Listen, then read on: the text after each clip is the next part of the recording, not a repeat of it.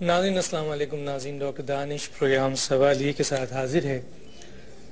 ناظرین سب سے پہلے تو میں ان لوگوں کا بہت شکریہ ادا کرتا ہوں جنہوں نے ٹویٹر پہ کال کر کے ٹیکسٹ کر کے میری والدہ جو اس وقت نیشنل میڈیکل سینٹر کراچی کے ICU میں ایڈمٹ ہیں، سیریس ہیں، ان کے لیے دعائیں بھیجیں، بہت ساری دعائیں بھیجیں، جس کا میں بہت شکر گزار ہوں تمام ساتھیوں کا، لوگوں کا، جنہوں نے ایسے موقع پہ جب میں بہت تکلیف میں ہوں میرا ساتھ دیا دعاؤں کے ساتھ.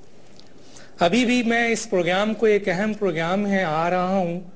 اس وقت ان کا MRI دماغ کا ہو رہا ہے اور میں آپ سے یہی گزارش کروں گا کہ آپ کی دعاؤں سے جہاں ان کو کافی بہتری آئی ہے، انشاءاللہ یہ رزلٹ بھی بہتر ہوگا اور وہ صحت مندی کے ساتھ اپنے گھر یعنی ہمارے گھر آ جائیں گی. تو آپ کا بہت شکریہ. آج پھر ایک اہم پروگرام ہے اور ہمارے ساتھ شیخ الاسلام ڈاکٹر محمد طاہر القادری قائد پاکستان عوامی تحریک ہیں، اور جو اقامت 11 مئی 2014 کو ہوئی، اور یقیناً پاکستان عوامی تحریک کے لوگ، پاکستان کے عوام بہت مبارکباد کے، اور ایون ڈاکٹر صاحب بھی بہت مبارکباد کے مستحق ہیں کہ میرے پیچھے تقریباً 60 پاکستان کے شہروں میں جو ہے وہ عوامی اجتماعات ہوئے اور بہت بڑے اجتماعات ہوئے. اب جو لوگ کہتے ہیں کہ یہ ان کے مدرسوں کے بچے ہیں، یا کوئی کہتا ہے کہ یہ ان کے ملازمین ہیں، تو ٹی وی کی آنکھ بتاتی ہے کہ ملازمین کیسے ہوتے ہیں، کتنے ہوتے ہیں. اگر اتنے ملازمین ہیں تو پھر تو یہ سرکار اور حکومت سے زیادہ ملازمین رکھتے ہیں، تو یہ بھی کریڈٹ جاتا ہے. اور اگر یہ بزرگ، بوڑھے، بچے، ادھیڑ عمر، مزدور، کسان جو نظر آ رہے ہیں ٹی وی میں، اگر یہ طالب علم ہیں تو پھر کیا کہہ سکتے ہیں. بہرحال مخالفین ہوتے ہیں، اور ہمارا کام یہ ہوتا ہے کہ ہم آپ کو دکھائیں. اگر کوئی چیز اچھی ہے تو اس کی بھی تعریف کریں. عمران خان کا جو جلسہ تھا وہ بھی بہترین جلسہ تھا، اس پر بھی لوگوں نے اعتراض اٹھایا، لیکن بہرحال پاکستان کی عوام نکلی ہے، اقامت ہوئی ہے، اور ڈی چوک پہ بھی جلسہ ہوا ہے. آج ہمارے ساتھ شیخ الاسلام ڈاکٹر طاہر القادری ہیں. ڈاکٹر صاحب السلام علیکم، میری آواز آ رہی ہے آپ کو؟ وعلیکم السلام ورحمۃ اللہ وبرکاتہ. ڈاکٹر صاحب، میں 11 مئی کو جو 2014 کو آپ نے اقامت کی، اور سب سے بڑی بات ہے کہ 60 شہروں میں اتنا کامیاب اقامت، اور آپ پاکستان میں نہیں تھے، یہ بھی ایک بہت بڑی بات تھی. اس اقامت میں جہاں آپ نے بہت ساری چیزوں کا ذکر کیا، نظام کے خد و حال کا ذکر کیا، وہاں وسائل کی بھی بات کی تھی. میں چاہوں گا اس کے بارے میں یہیں سے شروع کرتا ہوں میں آج کا، کہ وسائل کے سلسلے میں مزید اگر آپ کچھ بتانا چاہیں تو ہمیں، یعنی پاکستان کے ان لوگوں کو، کہ کیسے وہ وسائل آئیں گے جس سے آپ یہ پورا نظام اس طریقے سے بدلیں گے اور عوام کو طاقت کا سرچشمہ بنائیں گے اور اس میں حصہ دیں گے، جبکہ ملک کا معاشی حالات اتنے تباہ ہو چکے ہیں، اور جو بھی حکومت آتی ہے وہ پرانے والے حکومت پہ ڈال دیتی ہے کہ انہوں نے معیشت تباہ کی. کیا کہیں گے؟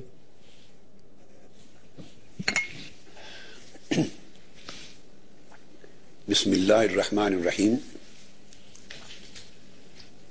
ڈاکٹر دانش صاحب، میں بھی ان لاکھوں لوگوں میں شامل ہوں جو آپ کی والدہ ماجدہ کی صحت یابی کے لیے دعا کر رہے ہیں. اللہ تعالیٰ انہیں جلد صحت یاب کرے اور شفاء کاملہ اور سلامت دائمہ سے نوازے اور آپ کی پریشانی دور ہو. آپ نے سوال بہت ہی اہم کیا ہے اور اسے ایڈریس کرنے کی ضرورت ہے.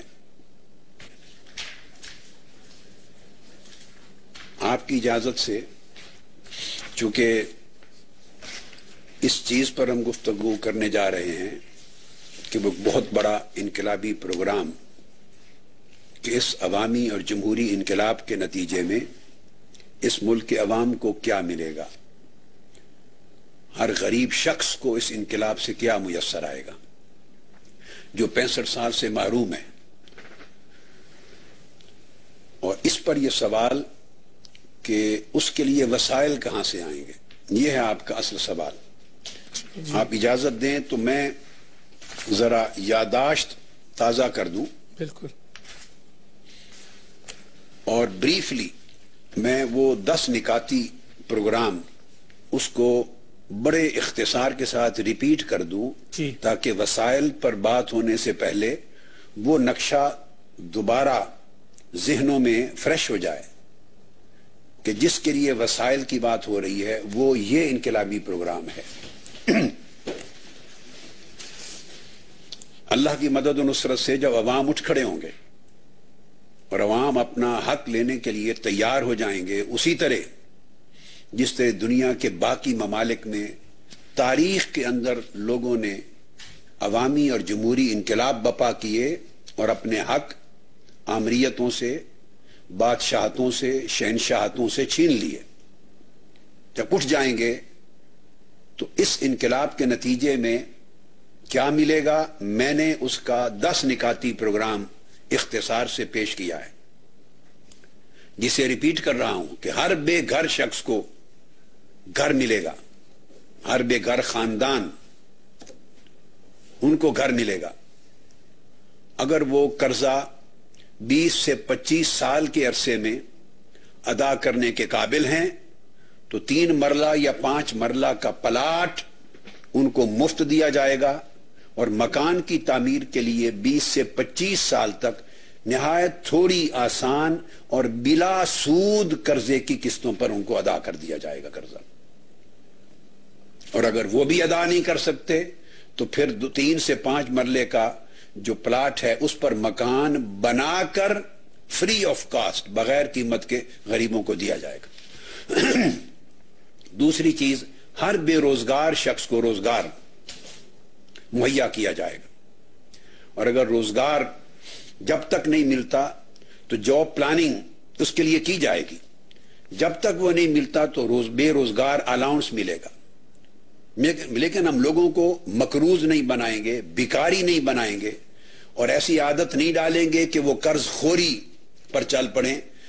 جب وہ دیکھتے ہیں کہ بڑے بڑے لیڈر حکمران اربوں روپے کے قرض کھا جاتے ہیں اور ڈیفالٹر ہو جاتے ہیں اور بینک کرپسی کروا لیتے ہیں اور 25-25 سال تک عدالتوں سے سٹے لیے رکھتے ہیں تو وہ قرض خور ہو جاتے ہیں، تو ہمیں چھوٹا قرض کھانے میں کیا حرج ہے؟ ہم قوم کو اس غلط روش پہ نہیں ڈالنا چاہتے، ہم جاب پلاننگ کے ذریعے انہیں روزگار مہیا کریں گے، اور کوئی بھی گریجویٹ بے روزگار نہیں رہے گا، اور کوئی بھی ٹیکنیکل ایجوکیشن رکھنے والا بھی بے روزگار نہیں رہے گا۔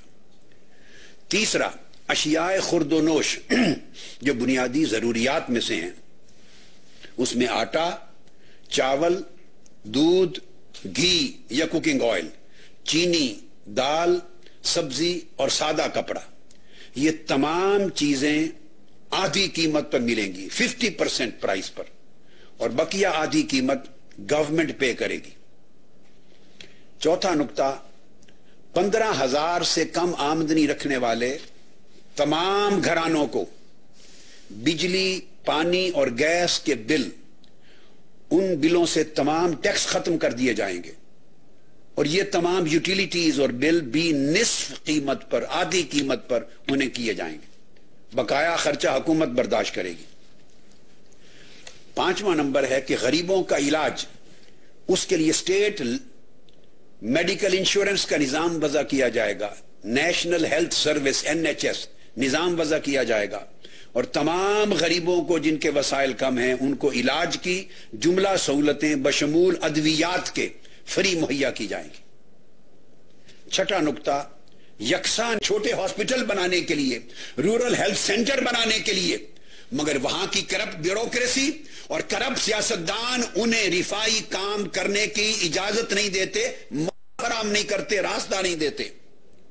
صرف امریکہ میں 5,000 پاکستانی ڈاکٹرز ہیں، اور ان کی اکثریت پاکستان کو ہیلتھ فیسیلیٹیز رورل ایریاز میں محروموں کو دینے کے لیے تڑپ رہی ہے، مگر راستہ نہیں ہے۔ تو وہ لوگ بھی ایک پورے ملک میں علاج کی بنیادی سہولتیں مہیا کرنے کا جال پیدا کر سکتے ہیں وسائل کا۔ اب میں علاوہ اس کے وسائل کی طرف مزید آتا ہوں، جو وسائل ہم جنریٹ کر سکتے ہیں پاکستان کے اندر سے۔ پاکستان کی زمین میں کوئی کمی نہیں، نہ افرادی وسائل میں، نہ زمینی وسائل میں، نہ معدنی وسائل میں، نہ مالی وسائل میں۔ سب کچھ کرپشن کی وجہ سے برباد ہو رہا ہے۔ اللہ رب العزت نے اس ملک کو بے پناہ وسائل سے نوازا ہے۔ اگر یہ کرپٹ لیڈرشپ ختم ہو جائے، یہ جنہوں نے مکا کر رکھا ہے کرپشن پر، یہ مسلم لیگ نون اور پیپلز پارٹی، یہ بڑے بڑے سروری خاندان اور بڑے بڑے جو 65 سال سے نسل در نسل اقتدار پر قابض ہیں، اور اب ان کا آپس میں پہلے لڑتے تھے، جنگ کرتے تھے، اب جب دیکھا کہ انقلاب اور تبدیلی کی آوازیں اٹھنے لگ گئی ہیں تو اب ان کے نظام کو خطرہ ہو گیا ہے۔ ان کے نظام سے مراد ڈاکٹر صاحب ان کا مکا ہے، کرپشن پر ان کا الائنس ہے، یہ کرپشن الائنس ہے، اور حرام خوری پر اور مال کما پر باہر دنیا میں اپنے پیسے بھیجنے پر ان کی آپس میں اتحاد ہے، جسے انہوں نے میثاق جمہوریت کا نام دیا۔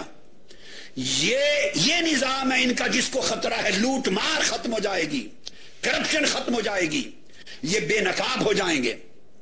وسائل بہت ہیں، مگر وہ وسائل 100 گھرانوں تک بند ہو گئے ہیں۔ وہ وسائل ان کے ہاتھوں سے عوام تک نہیں پہنچ رہے۔ ان کے ہاتھوں کو، کرپشن کے ہاتھوں کو توڑیں گے، ان کے اقتدار کا خاتمہ کریں گے، تب یہ وسائل نکل کر کروڑوں عوام تک پہنچیں گے۔ اور میں عوام کو بتانا چاہتا ہوں، گھر بیٹھے رہو گے تو تمہارا حق اور تمہارے وسائل تم تک کوئی نہیں پہنچائے گا۔ تمہیں بڑھ کر کرپشن کے ہاتھ کاٹنے ہوں گے، لوٹ مار کے ہاتھ کاٹنے ہوں گے، اٹھنا ہوگا، ظلم اور جبر کے ایوانوں کو ختم کرنا ہوگا۔ پھر وسائل کی فراوانی ہے۔ اب ان میں سے میں پہلے ضابطے کی طرف آتا ہوں۔ یہ سرکاری اعداد و شمار بتاتے ہیں اور بین الاقوامی ایجنسیاں اس کی تائید کرتی ہیں، وہ یہ کہ پاکستان میں ہر روز 5 ارب روپے کی کرپشن ہے۔ اس کی سینکڑوں صورتیں ہیں، میں اس وقت ڈیٹیل میں نہیں جاتا، سمجھدار لوگ جان لیتے ہیں۔ رشوت لی جا رہی ہے، یہ بھی کرپشن ہے۔ پیسے میں سے کمیشن کھایا جا رہا ہے، یہ بھی کمیشن ہے۔ کک بیک لیے جا رہے ہیں، یہ بھی کرپشن ہے۔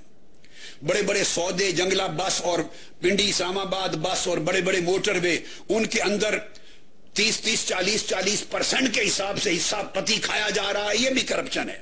ہر دفتر میں کرپشن ہے، ٹیلی فون میں کرپشن، بجلی کے کنیکشن میں کرپشن، ٹرانسفارمر میں کرپشن، بلوں میں کرپشن، جہاں جائے کرپشن ہے، لوٹ مار ہے۔ اس اور ٹیکس میں کرپشن، ریونیوز میں، کسٹم ڈیوٹیز میں 5 ارب روپے یومیہ کرپشن ہے۔ یہ 150 ارب روپے ماہانہ بن جاتی کرپشن۔ یہ اعداد و شمار سرکاری طور پر مصدقہ ہیں۔ پچھلے نیب کے چیئرمین نے بھی ڈکلیئر کیا تھا ایز چیئرمین نیب، اور باہر کی ایجنسیاں بتاتی ہیں۔ میں 150 ارب ماہانہ کو بھی کم کر دیتا ہوں اور 100 ارب لگا لیتا ہوں۔ 100 ارب ماہانہ کی کرپشن، اگر ہم اس کی ابتدا میں 1/4 پر بھی کنٹرول کر لیں، 100 ارب ماہانہ کی کرپشن کی 1/4 25% پر بھی کر لیں تو 25 ارب روپے ماہانہ کی بچت ہوتی۔ جب اس کی 50% پر کنٹرول کر لیں تو 50 ارب ماہانہ 50 ارب اس کی بچت ہوتی ہے۔ اس لحاظ سے جب کرپشن پہ کنٹرول ہوگا تو 100% کنٹرول ہو تو 1200 ارب سالانہ بچتے ہیں، مگر میں 100% پر اپنا تخمینہ نہیں لگاتا۔ اگر 50% بھی ہو جائے تو 600 ارب روپے سالانہ صرف یومیہ روٹین کی کرپشن سے بچتے ہیں جو غریبوں کی طرف جائیں گے۔